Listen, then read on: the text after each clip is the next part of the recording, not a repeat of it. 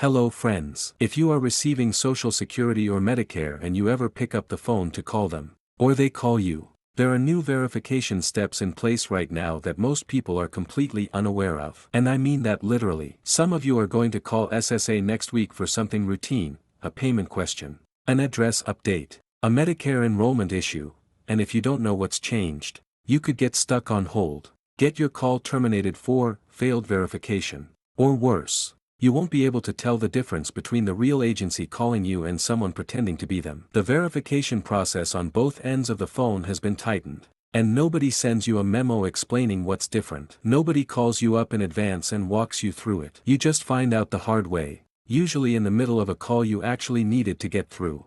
Today I'm walking you through exactly what's changed, what a real call from SSA or Medicare should sound like now, and the one habit you need going into your very next call. Stay until the end, because the last point is the one that actually protects your benefits if someone ever does try to impersonate the agency. And it's the single habit that matters more than all the others combined.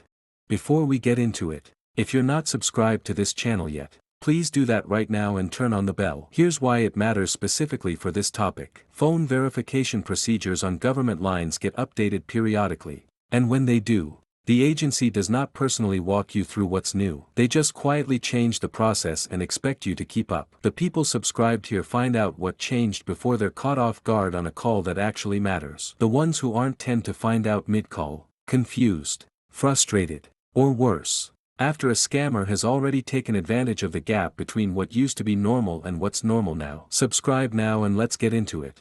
Change 1. You'll be asked to verify more than just your Social Security number. For years, calling SSA meant reading off your Social Security number and maybe your date of birth. And that was enough to move the call forward. That is no longer considered sufficient on its own, because so much personal data has been exposed through data breaches over the years. Your SSN and birth date alone are no longer treated as proof that you are who you say you are. Too many of those numbers are already floating around outside of your control for the agency to rely on them as the only checkpoint. When you call in now, expect to be asked additional verification questions pulled from your actual account history, things like recent addresses, prior benefit amounts, the approximate date your last payment arrived, or details tied to your My Social Security account. If you haven't set up a My Social Security account at SSA.gov, this is worth doing before your next call, not during it, because some of the verification steps reference information stored there. And trying to create an account for the first time while you're already on hold is not a good use of your time. Set it up on a quiet afternoon, confirm your details are accurate, and it will be ready the next time you actually need it. Change 2. A real call from SSA will never rush you through verification.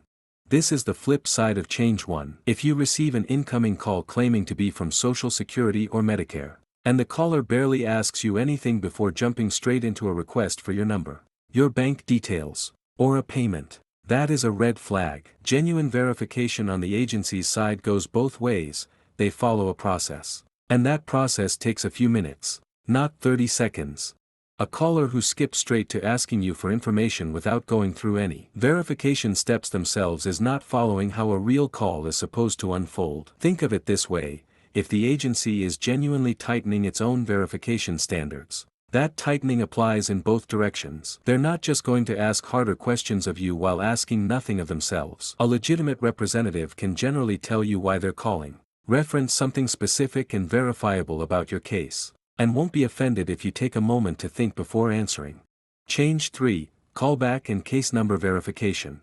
Increasingly, if you're contacting SSA about an existing case, an application, an appeal, an overpayment dispute, a Medicare enrollment correction, you'll be asked for the case or claim number tied to that specific matter rather than just your general account details. This is worth writing down anytime you open a case, because without it, you may need to be transferred, placed back on hold, or asked to call back once you have it in front of you, which can turn a 15-minute call into an hour lost across 2 separate attempts.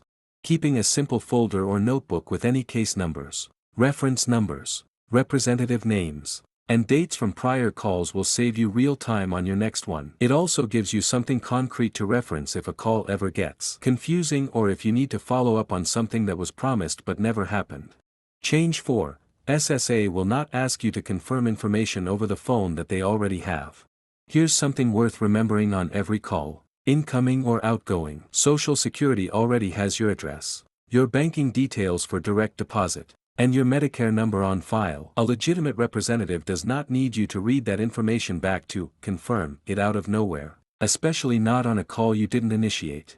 If someone calls you and the entire purpose of the call seems to be getting you to state or reconfirm information they should already have, treat that as a reason to pause. Ask yourself why an agency that already has your banking details would need you to say them out loud over the phone. In almost every legitimate scenario, they wouldn't. If that's genuinely what's happening, hang up and call the agency back yourself using the number on your card or on SSA.gov directly. You lose nothing by doing this. And if the call was real, they'll be able to pick up exactly where things left off once you've verified it's actually them. Change 5. Know what number is actually calling you. Caller ID can be manipulated to display a government-looking number. So seeing Social Security Administration or a Washington, D.C. area code on your screen is not proof of anything on its own. This is one of the most commonly misunderstood points, because most of us have spent years trusting caller ID as a reliable signal, and that trust doesn't automatically update just because the technology behind it has changed. If you ever have doubt about whether a call is genuine, the safest move is the same every time: end the call and dial the agency back yourself using the number printed on official mail you've received or listed on SSA.gov. That way you're the one initiating the connection, and there's no ambiguity about who's on the other end. This single habit, hanging up and calling back on a number you looked up yourself, closes almost every gap that impersonation scams rely on. What to do before your next call? A few minutes of preparation makes the entire process smoother. And almost all of it can be done in advance rather than scrambled together while you're already on hold. Set up your My Social Security account online if you haven't already, since some verification steps may reference it. Keep any case or claim numbers written down somewhere accessible, whether that's a notebook by the phone or a note on your device. Save the official SSA and Medicare phone numbers somewhere you'll actually find them, rather than relying on caller ID or a number that shows up in a text message. And go into your next call expecting a short verification process rather than being caught off guard by it. Knowing it's coming means you won't mistake it for something being wrong with your account, and you won't feel rushed or suspicious of the agency itself when they're simply following their own updated procedure.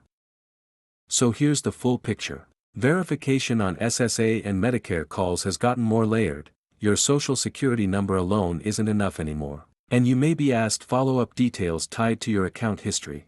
So it's worth having your My Social Security account set up ahead of time. A real incoming call will go through its own verification steps rather than rushing straight to asking you for information. Case-specific matters may require a case or claim number, so it's worth keeping those written down. Nobody legitimate needs you to confirm information they already have on file, and caller ID is not proof of who's calling. If you're ever in doubt, hang up and call the number on your card or on SSA.gov yourself. None of this is about being afraid of the phone. It's about knowing what a normal call is supposed to look like now, so that anything outside of that pattern stands out immediately instead of blending in.